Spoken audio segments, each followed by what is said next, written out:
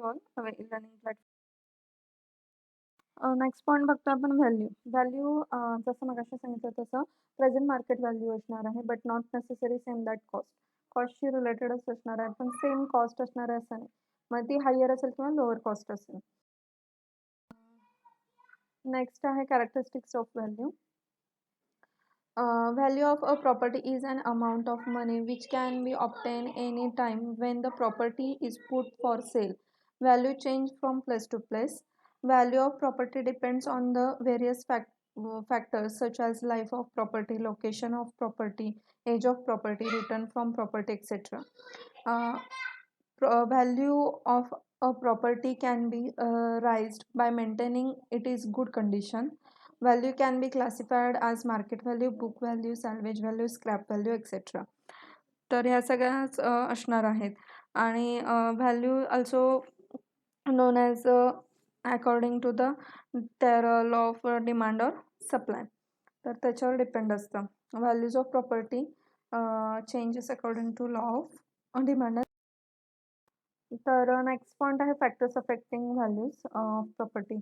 Force of demand and supply, then cost of construction, increase in population, cost of labour. त्याच्यानंतर next आहे war, flood किंवा other natural climatic conditions असणार आहेत. Monopoly of a property in market, location of property, returns from property, life and age of building. ह्या सगळ्या गोष्टी आपल्याला व्हॅल्युएशनमध्ये सगळं असणार आहे. हे सगळे फॅक्टर्स झाले. नेक्स्ट बघा. नेक्स्ट आहे टाइप्स ऑफ व्हॅल्यू. त्याच्यामध्ये जसं मगाशी आपण बघितलं तसं book value, scrap value, salvage value, distress value, market value, monopoly value, sentimental values आहेत. तर आपला नेक्स्ट पॉईंट आहे तो म्हणजे book value. It is the amount show in the account book and can be obtained on deduction of depreciation. The book value is of a property at a particular year is the original cost minus amount of depreciation up to previous year. Depreciation हा म्हणजे काय तर जे काही values असणार आहेत त्याचे losses जे असणार आहेत ते मग ते सिमिलर असू शकतात किंवा प्रत्येक इयरनुसार वेगवेगळे असू शकतात. मग डिप्रिसिएशन म्हणजे ओरिजिनल कॉस्ट मायनस त्या काय असतील ती त्याची प्रिव्हियस इयरची जी काही डिप्रिसिएशनची कॉस्ट असणार आहे ती. डिप्रिसिएशन म्हणजे मागचे जे काही हे असणार आहेत मागच्या वर्षीचे जे काही आपण थोडक्यात सांगायचं म्हणजे ह्या वर्षी आता एखादी प्रॉपर्टी आपण घेतली विकत, ती प्रॉपर्टी आपल्याला सपोज काहीतरी ह्याला मिळाली, रुपीजला मिळाली, म्हणजे आता सपोज एक 2.5 लाखपर्यंत आपल्याला मिळाली. पण तीच प्रॉपर्टी आपण नेक्स्ट इयरला विकायची म्हटली तर त्याची डिप्रिसिएशन कॉस्ट ॲड करूनच आपल्याला त्या ह्याची व्हॅल्यू करायची असते. म्हणजे तेवढीच अमाऊंट आपल्याला मिळत नाही, त्याच्यापेक्षा कमी अमाऊंटला आपल्याला ती विकावी लागते. जर ती जुनी बिल्डिंग वगैरे जुनी काही असेल प्रॉपर्टी, तर जर तेच प्रॉपर्टी आपण न्यू कशातही इन्व्हेस्ट करायला गेलो तर त्याची कॉस्ट ऑलरेडी आपल्याला हाय कॉस्टच असते. Then scrap value.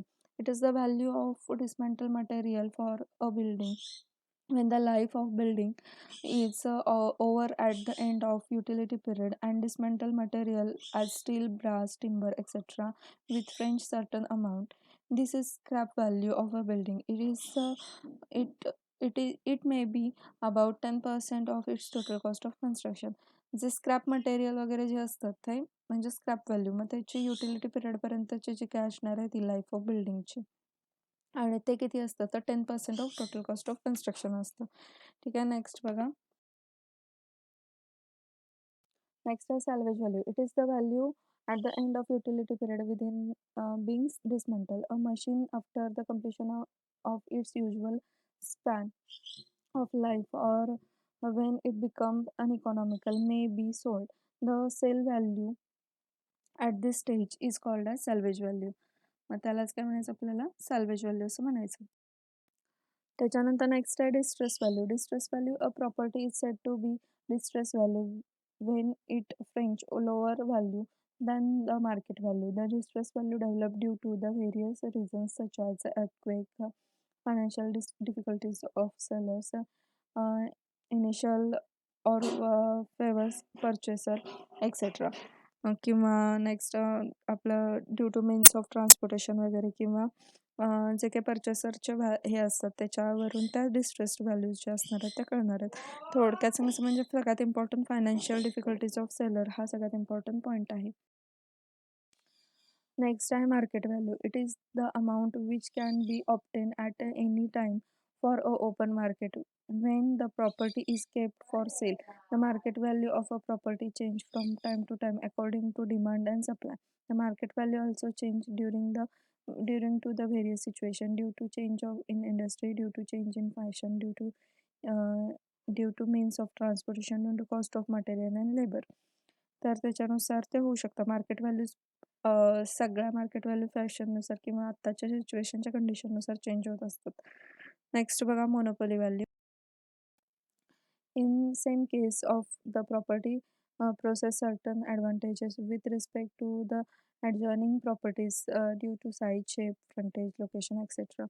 म्हणजे सगळ्यात इम्पॉर्टंट ह्याच्यामधलं लोकेशन असतं. लोकेशन कसं आहे, काय आहे त्याच्यावर सगळ्या व्हॅल्यूज डिपेंड असतात. जर आपल्याला कॉर्नरचा बंगलो मिळाला तर त्याची प्राईस जास्त असते.